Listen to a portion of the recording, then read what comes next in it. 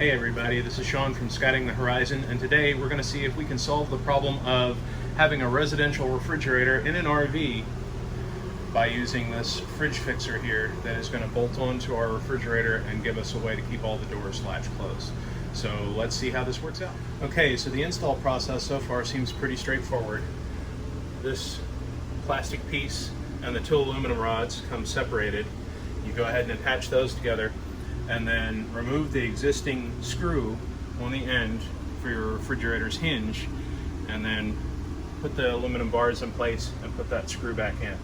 So once you've done that, then the idea is to center this plastic piece in the refrigerator and run these little hex bolts back in to tighten it in place, and they even included an Allen wrench to make that easier.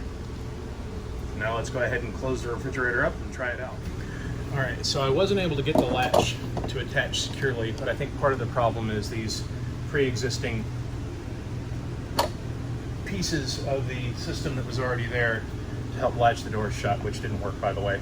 So if you have plastic pry bar or whatever system is in place, see if you've got the right tools to do that without marring up the surface. I'll have to go ahead and clean up this leftover adhesive residue that's there. Alright, so here we go, moment of truth. We're gonna pop the latch in place, slide it to the left, and it is secured. Refrigerator and freezer doors are all secured in place, and then hitting the release and pop it back out, and now we have access to our refrigerator and freezer again. So again, this is from a company called Fridge Fixer. You can find their products on Amazon, or you can Google them. This particular piece, as you might be able to see from the shine, is actually custom 3D printed. So some kits they have ready to ship, and other ones they actually have to custom print the design to fit your specific refrigerator. So make sure that you buy the kit that is going to match your refrigerator, and you may just have to pop open your fridge and look at the label inside to see what your model is so that you can buy the right one.